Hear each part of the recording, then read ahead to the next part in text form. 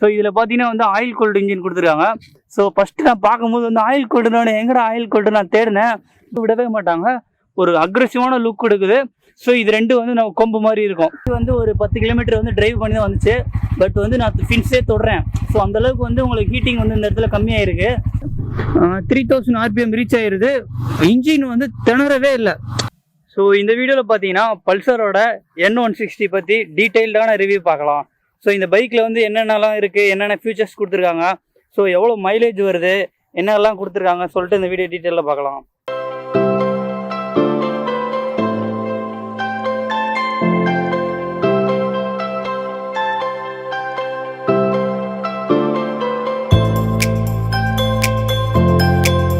So நம்ம எப்பயும் போல வந்து ஃபஸ்ட்டு ஹெட்லைட்லேருந்து ஆரம்பிச்சிடலாம். ஹெட்லைட் வைஸ் பார்த்தீங்கன்னா வந்து இந்த லுக் வந்து பார்க்குறதுக்கு ஒரு என்ன சொல்லலாம், ஒரு அரக்கன் அந்த ஃபேஸ் மாதிரியே இருக்கும்.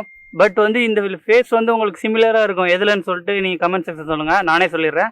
MT-15 ஆமாம், MT-15 இன்ஸ்பயர் ஆன மாதிரியே இருக்குது. பட் வந்து உங்களுக்கு அந்தளவுக்கு வந்து தெரியல, நல்லா பண்ணியிருக்காங்க ஸோ பார்க்குறதுக்கு. ஸோ நெக்ஸ்ட் வந்து இது பார்த்தீங்கன்னா 2 LED DRL கொடுத்துருக்காங்க. நெக்ஸ்ட் வந்து ஒரு ப்ரொஜெக்டர் ரெக்லாம். இந்த பஜாஜ் செக்மெண்ட்லேயே ஃபஸ்ட்டு டைமாக வந்து இவ்வளோ பெரிய ப்ரொஜெக்டர் கொடுத்து நல்ல ஒரு விசிபிலிட்டி கொடுக்குற பைக்னா வந்து அது N160 தான் நான் சொல்லுவேன். ஸோ அப்படியே கீழே வந்தீங்கன்னா அந்த சைடில் வந்து டியூவல் சேனல் ABS. இந்த 160 கேட்டகரியில் நீங்கள் எடுத்திங்கன்னா நிறைய பைக்ஸ் இருக்கும். இப்போ வந்து ஃபார் எக்ஸாம்பிள் பார்த்தீங்கன்னா NS இருக்குது. நெக்ஸ்ட்டு பார்த்தீங்கன்னா வந்து அப்பாச்சி RTR 160 இருக்குது. இந்த மாதிரி ஏகப்பட்டது இருக்குது. ஸோ அதில் எதுவுமே இல்லாமல் ஃபஸ்ட் இன் செக்மெண்ட்டாக இந்த பைக்கில் தான் வந்து டியூவல் சேனல் ABS கொடுத்துருக்காங்க. அதுவும் 160 கேட்டகரியில். அதுவும் பார்க்குறதுக்கு வந்து நல்ல ஒரு அக்ரெசிவான பிரேக்கிங் கிடைக்கிது. நமக்கு வந்து கார்னரிங் பிடிக்கும்போது கூட ஓரளவு வந்து நம்மளுக்கு ஒரு ஸ்டிஃப்னஸ் இருக்குது. இது 160cc தான்.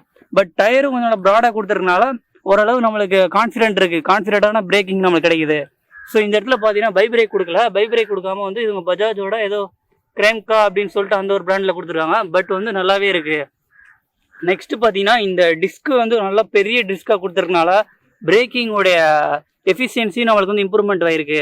டயர் வைஸ்ன்னு எடுத்துட்டிங்கன்னா நம்மளுக்கு இங்கே 100/80 17 inch அலாய்வில் கொடுத்துருக்காங்க.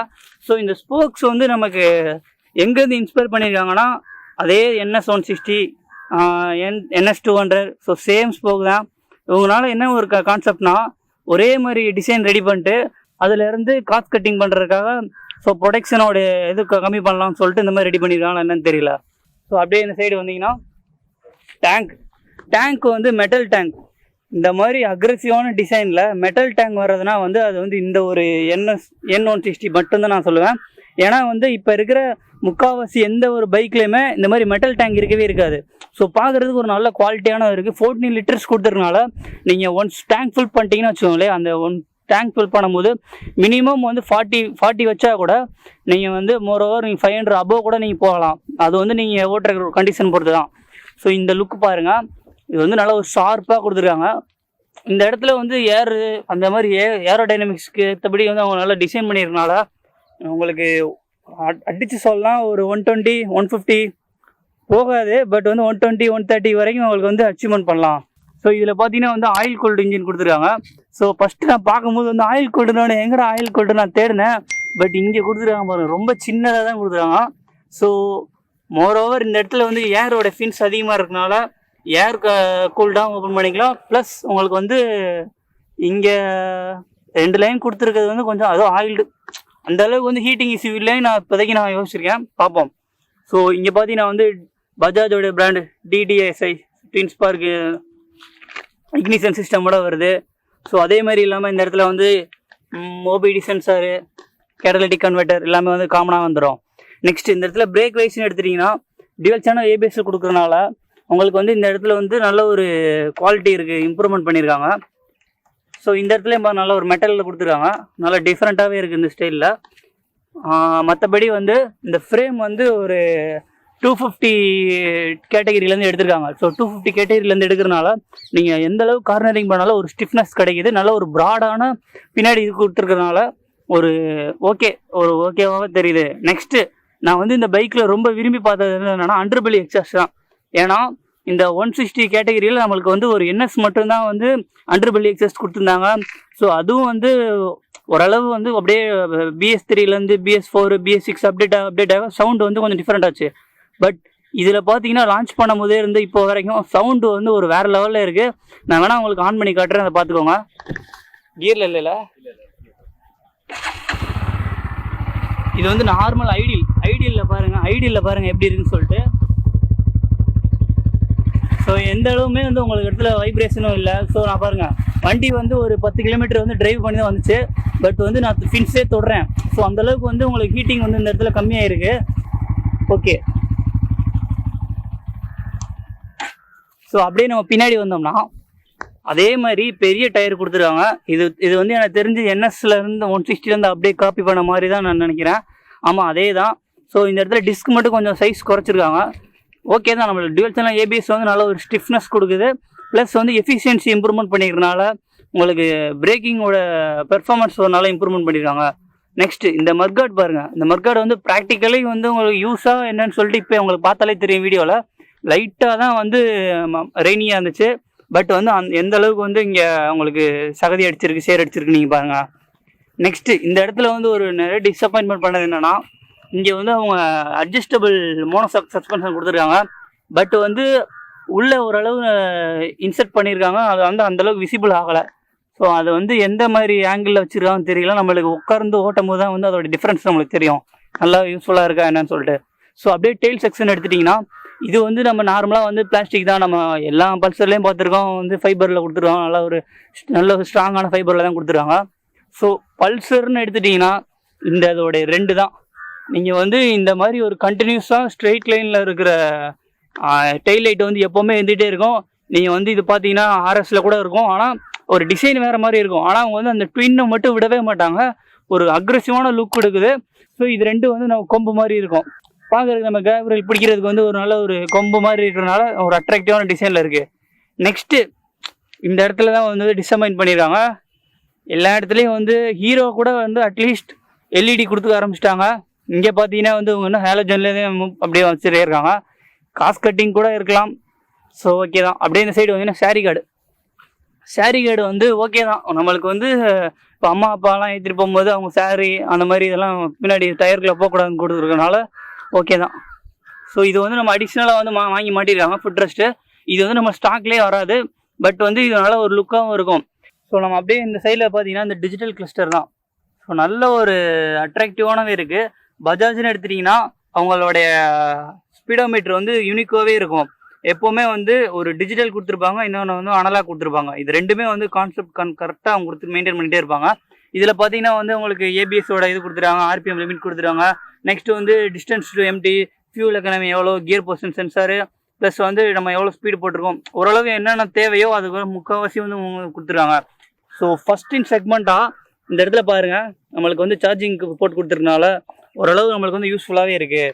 ஸோ சுவிட்சஸ் வைஸ்னு எடுத்துட்டிங்கன்னா வந்து சுவிட்சஸ் வந்து நல்ல ஒரு குவாலிட்டியான சுவிட்சஸ் கொடுத்துருக்காங்க. நெக்ஸ்ட் வந்து ஹை பீம் லோ பீம் கொடுத்துருக்கேன்னு அவங்களுக்கு தெரியுது. ஆர்என் வைஸ் பார்க்கும்போது ஆர்என் வந்து நம்மளுக்கு நார்மலாகவே எல்லா பைக்லேயும் கொஞ்சம் கம்மியாக தான் இருக்கும். பட் வந்து இது கொஞ்சம் நல்லா சவுண்டாகவே இருக்குது, நீங்கள் வேணால் கேட்டு பாருங்கள்.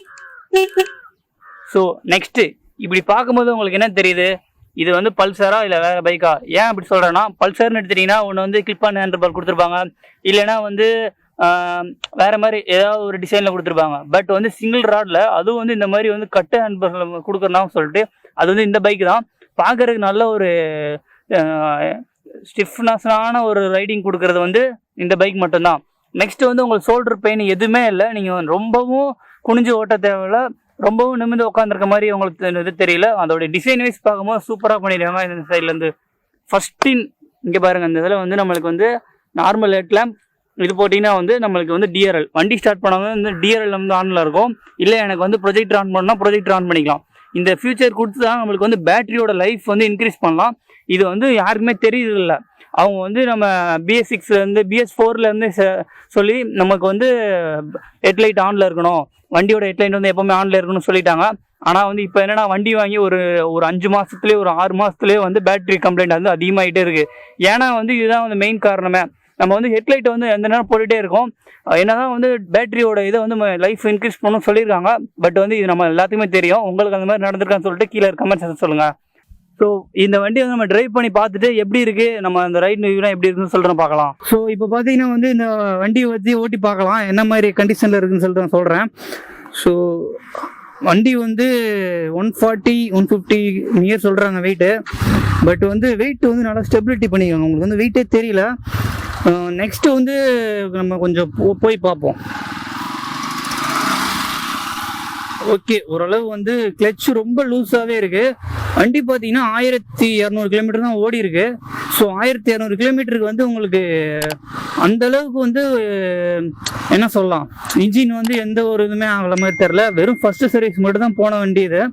நெக்ஸ்ட்டு இப்போ பார்த்தீங்கன்னா வந்து 4th கியர்லேயே வந்து இங்கே 3000 RPM ரீச் ஆகிடுது. இன்ஜின் வந்து திணறவே இல்லை பாருங்களேன். நம்ம 30ல் போயிட்டு இருக்கோம் 4th கியரு. இங்கே கூட அங்கே 3000 RPM வந்து அவங்க வந்து கான்ஸ்டண்ட்டாகவே இருக்குது. அதனால் வந்து நீங்கள் ரொம்பவும் வந்து கியருக்கு டவுன் பண்ணோம் அப்படின்னு சொல்லிட்டு ப்ராப்ளம் இருக்காது. நெக்ஸ்ட்டு இந்த பைக்கோட ஸ்டெபிலிட்டி இப்போ பாருங்க, நான் இந்த மாதிரி வேணால் நம்ம வந்து ஸ்டார்ச் கூட ஓட்டலாம். பட் வந்து எந்த ஒரு இதுவுமே தெரியல, எனக்கு லேக்குன்னே இல்லை. நெக்ஸ்ட்டு இந்த வண்டியில் வந்து ஹீட்டிங் இஷ்யூ எப்படி இருக்குது? ஹீட்டிங் இஷ்யூ வந்து நம்ம ஃப்ரெண்டு வீட்டில் இருந்து இப்போ நம்ம ஷூட்டிங் ஸ்பாட்டுக்கு போனோம். அது வந்து நியர் எப்படி ஒரு 15 கிலோமீட்டர்ஸ் இருக்கும். அங்கேருந்து வந்து அவன் ஓட்டி ட்ரைவ் பண்ணிட்டு வந்தான். பட் வந்து நம்ம வீடியோலேயே காமிச்சிருப்போம், அதோடைய ஃபின்ஸை நான் தொடுற அளவு கூட வந்து இருக்குது. ஸோ என்ன தான் வந்து உங்கள் oil cooled plus air cooled கொடுத்துருந்தாலும் கொஞ்சம் நம்ம லாங் எடுத்தோம்னா வந்து கொஞ்சம் உங்களுக்கு அந்த ஹீட்டிங் இஷ்யூ வந்து தெரியும். பட் வந்து நல்ல ஒரு வேப்பரைஸ் ஆகிற மாதிரி டெக்னாலஜி கொடுத்துருக்கனால உங்களுக்கு வந்து மினிமைஸ் ஆகும்னு நினைக்கிறேன் ஹீட்டிங் வந்து. நெக்ஸ்ட்டு இப்போ பார்த்தீங்கன்னா தெரியும், இந்த இதில் ரோட்டில் 3rd கியர்லேயே வந்து நம்மளால் வந்து மூவ் பண்ண முடியுது. ஸோ மற்ற பைக்ஸ்லலாம் வந்து என்ன தான் வந்து எவ்வளோ பெரிய டெக்னாலஜி கொடுத்துருந்தாலும் மினிமம் வந்து நீங்கள் 2nd கியர் போக சொல்லிடும்.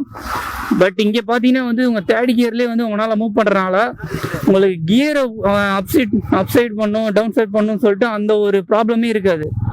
ஸோ நெக்ஸ்ட்டு இப்போ வந்து ஸ்பீட் பிரேக்கில் ஏற்றுறேன். பின்னாடி நம்மளுக்கு பில்லியன் உட்காந்து வராங்க நம்ம ஃப்ரெண்டு. பட் வந்து அவருக்கு வந்து அந்தளவுக்கு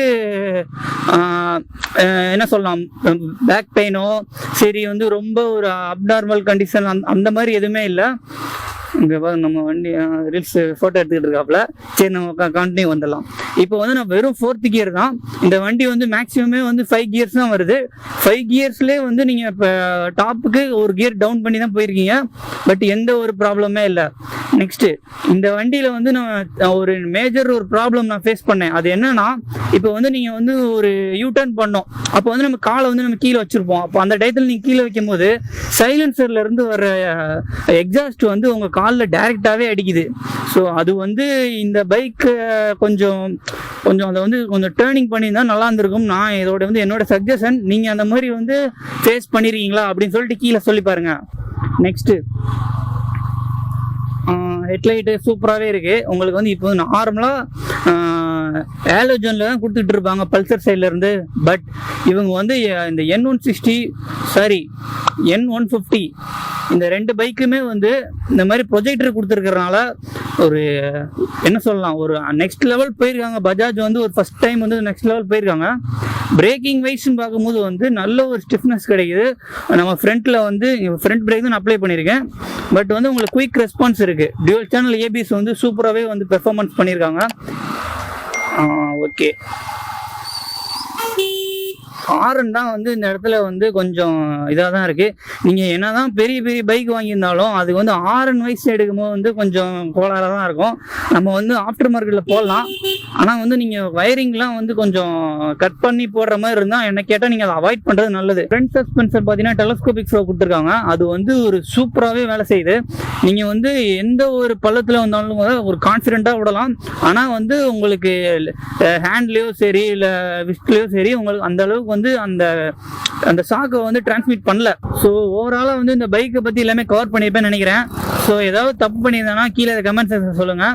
நெக்ஸ்ட் டைம் வந்து அதை நான் சேஞ்ச் பண்ணிக்கிறேன். ஸோ தேங்க்ஸ் ஃபார் வாட்சிங் ஃப்ரெண்ட்ஸ். பாய்.